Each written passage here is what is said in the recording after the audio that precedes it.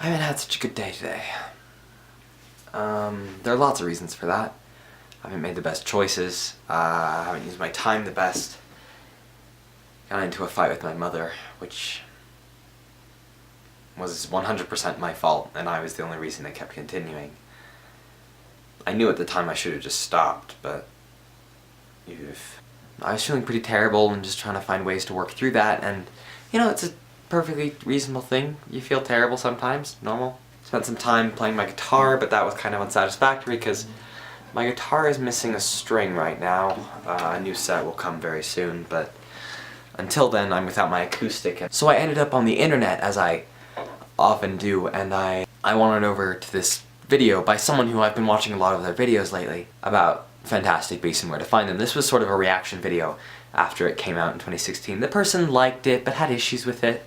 I stopped watching the video about halfway through because I wasn't in the mood to hear someone talk about the problems with Fantastic Beasts and where to find them, because I know they're there. While watching that video, I felt inspired to go find my favorite scene, well, one of my favorite scenes from Fantastic Beasts and Where to Find Them. This is the scene where Jacob first opens the door of Newt's shed into Scamander's case with all of the animals and all the beasts in that enclosed area. Fun fact, if you look closer you can actually see the runes and the stripes of the lining of Newt's case. Very distinctive, lovely lining that the production team did. You can see that in the background of the case. It's like they're tiny inside the case, which of course they aren't. It's an undetectable extension charm, but anyway, I went and watched this, and lately I've been on a bit of a Star Wars kick. I grew up with Star Wars in some ways. I had 2 of the LEGO video games, and that was really great and really important to me. But I've never owned the films, and so as much as I love Star Wars, especially now, I didn't watch them religiously growing up. I only treat them that way now. And for me, I realized Star Wars is really important because it helps me creatively. Star Wars was such a big deal as far as props and practical effects goes, and I want to go in props and stuff like that, that Star Wars for me is just magnificent. But I've been on a big Star Wars kick just because it's related to a lot of the stuff that I've been doing. I'm currently, I'll talk more about this later, but I'm currently directing a version of Star Wars as if it were done by William Shakespeare. I'm really excited for that, but I've also been feeling really alone in a lot of ways, and that's normal for me. I mean that in the best possible way. It's kind of helped me because in the show I'm playing Han Solo, and Han Solo is a smuggler, born an orphan, and so he's constantly struggling, as Harrison Ford put it, between having been an orphan and always looking for connection, and at the same time just having such an issue with having that. And so I've been feeling that. It's been going really well, especially as far as auditioning for the part went. Han Solo is my favorite part of Star Wars, I mentioned that before, so it's been kind of easy to get into that character. But I was overcome by just needing to take a bit to love Fantastic Beasts and Where to Find Them. Because Fantastic Beasts is just, it's my favorite film. One sec. That's better. My hair currently is not cut to do Newt, so forgive me. I admire Newt. I love Newt. He's one of my very, very favorite characters from the Wizarding World. I admire everything about him. I loved him even before the film came out. I dissected every bit of trailer footage more ravenously than ever before, probably better than I'll do for a long, long time. I remember before the release of the movie, I knew that coat almost perfectly. I knew where every scene, where every event was, I knew how it flowed. I love that coat to death. A little mad that actually he has a new, slightly more grey one in Crimes of Grindelwald. Little annoying, but it's exciting. I love Fantastic Beasts and Where to Find Them because it came about in a time in my life when I needed it. It was just perfect, and it was wizards, but something new that wasn't just Harry Potter, because as much as I loved Harry Potter as a kid, I craved for anything more from the Wizarding World. It's why I grew to know the world so well. It was new, it was fresh, it was special. The main character was something different. He was a little awkward and liked long coats, and even though sometimes socially I'm fairly smooth, I also really related to that and liked that. That was especially at a time in my life when I was getting really anxious. I had some sort of associative, anxietal, stress, trauma, something that I've mostly worked past at this point, but at that time, it was sometimes crippling socially. I couldn't look people in the eye, I couldn't talk to them straight on, but I was able to find my solace in animals. I didn't grow up with pets, so I didn't realize how much I like and just enjoy being around animals. But Fantastic Beasts and Where to Find Them helped me to realize that. And not to mention, it was a film about wizards, and it was set in my favorite time period of my second favorite city in the world. 1920s New York City. I love the Roaring Twenties, I always have. Even though I haven't had much of a clear connection to them, I know I've loved them. There's something special about them to me. The coats, the hats, all of it.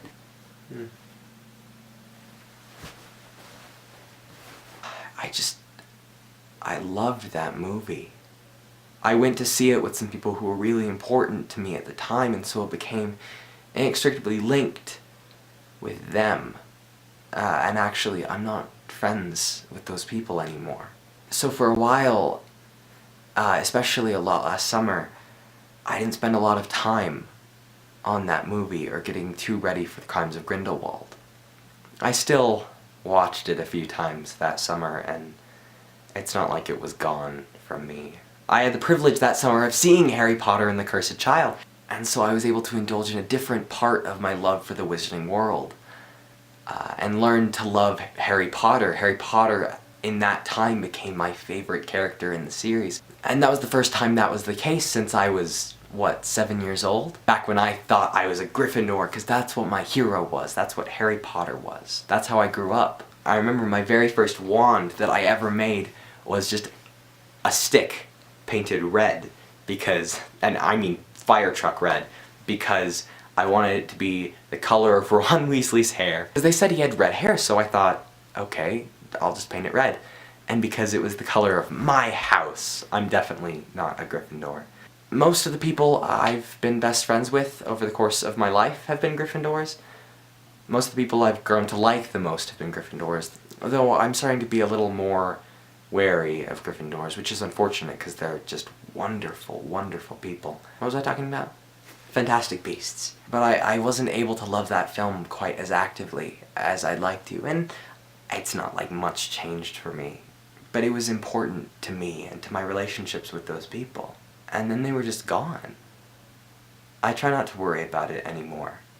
As Newt says, worrying just means you suffer twice, but it was still hard. And so it was easy for me to start to love some new things. That's when I really got into Spider-Man and continued expanding my love for Star Wars. As always, Harry Potter, and really just the Wizarding World as a whole, is where my heart lies. So getting a chance every now and then to return is wonderful. Fantastic Beasts and Where to Find Them, when it released, felt like a film made for me. Someone who couldn't always handle themselves socially because they were so focused on what they loved. Going in an adventure in a place that just resonated with my soul. Magic healing terrible, terrible wounds that were hard for me to look at. And a man who was wonderful and strong, being kind and gentle and sensitive and cool. I love Newt Scamander, I do. And I try to be more like him sometimes. Recently, I haven't tried enough. It's been a long time since I've worn this outfit, and especially a long time since I've worn this scarf. It was given to me as a gift.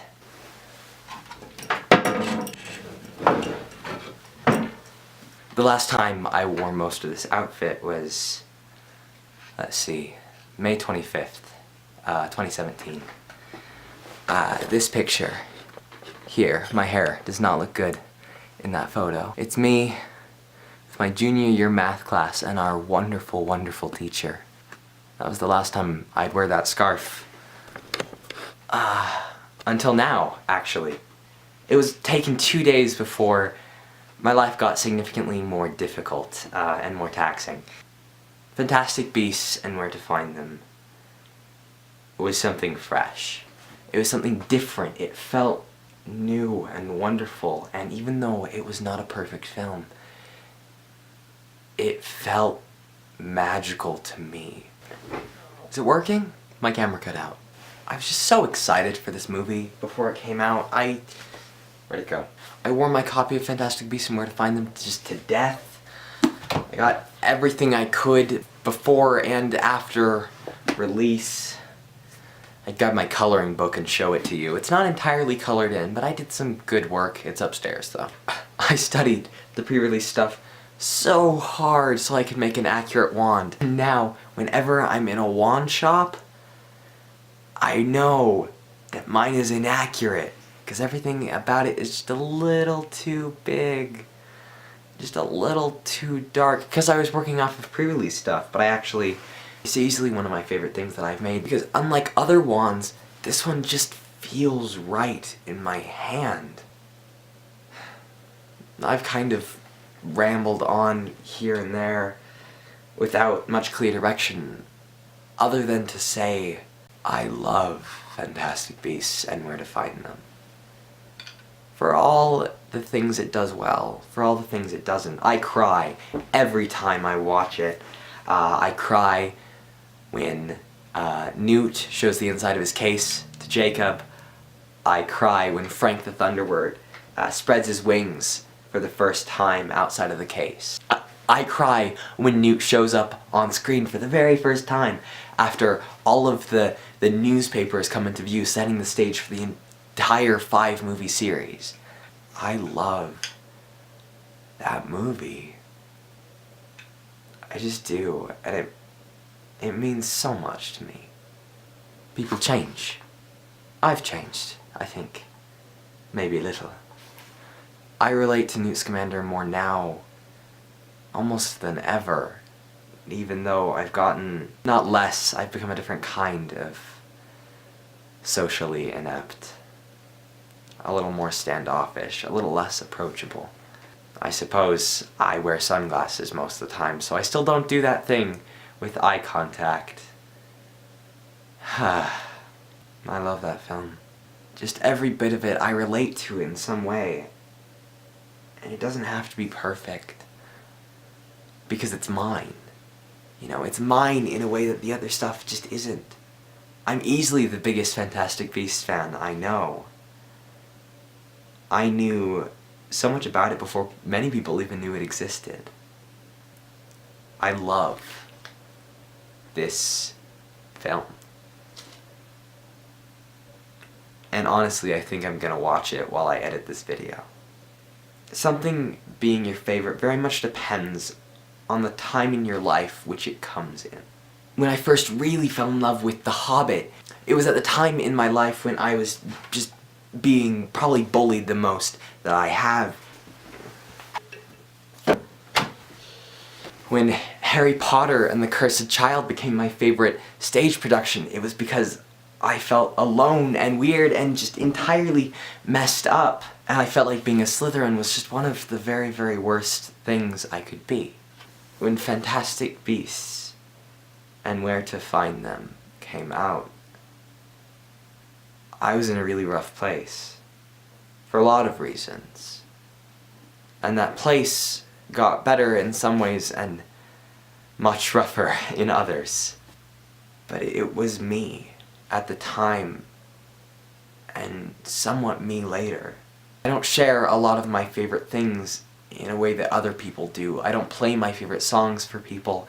I don't show them my favorite movies unless I think they're important movies that they should see. Something like Star Wars, for instance, which I think is really formative to American culture. I show people who haven't seen it because I think that's important for them to know. But if you want to get to know me better, watch and read the things that made me who I am. Books like The Hobbit and Harry Potter. Books like The Hobbit and Harry Potter, television shows like Doctor Who, and honestly, How I Met Your Mother. And yeah, films like Star Wars and the Lego Movie, which is easily my second favorite film. And Fantastic Beasts and Where to Find Them. I'm excited for The Crimes of Grindelwald for a lot of reasons. I think Jude Law is gonna totally nail it. Right now, the internet is not being kind to any bit of news we get about that film. Whether it be about Johnny Depp being in the film at all, or Jude Law not being quite as openly gay as people want just in this next film. Calm yourselves, people. It's not getting a good rap, which really disappoints me. I want people to be able to love Fantastic Beasts like I love Fantastic Beasts. Because it's something that a lot of other things aren't, even though it's not a perfect movie, and it's not going to be a perfect series. I'm so excited for Wizarding Paris, and because it's a 19-year arc from 1926 to 1945. 1945 is the fall of Grindelwald, the 3-hour duel between Albus Dumbledore and Gellert Grindelwald, after which Grindelwald was thrown in his own prison of Nurmengard. I mean, a 3-hour duel, that's, what, 2 movies right there out of a 5-movie series? But 1945 is also the end of the Global Wizarding War, which is the Wizarding War that was started by Gellert Grindelwald, and the end of World War II, which means we're going to see Wizard Time World War II. World War I in the Wizarding world was controversial, especially in Britain. The Minister for Magic at the time didn't want the wizards to get involved, but a lot of wizards got involved anyway. Theseus Scamander, Newt's older brother, got involved in the First World War because he felt wrong not fighting. And actually that Minister for Magic was thrown out because they wanted a Minister for Magic that wanted them to fight in the war and help. That's why, in Fantastic Beasts and Where to Find Them, Jacob Kowalski asks, well, everyone fought in the war, didn't you fight in the war? And Newt Scamander says, yeah, I did. I worked mostly with dragons, Ukrainian iron bellies on the Eastern Front, which I guess in the World War I they had dragons. So in World War II, a war that is probably very partially caused within this universe by a dark wizard, or at least it's related to that or something, man, they're gonna have all sorts of Fantastic Beasts. I'm excited. I'm excited for these movies. I may not be around for Crimes of Grindelwald, but it's a 5-movie arc.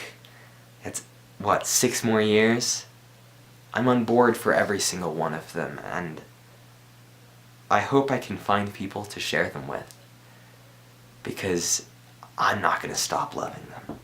Anyway, sorry my energy was a bit down, and I was a little more solemn, contemplative, introspective, dramatic in this video. I love Fantastic Beasts, and even though after this I'm gonna go change back into that brown jacket and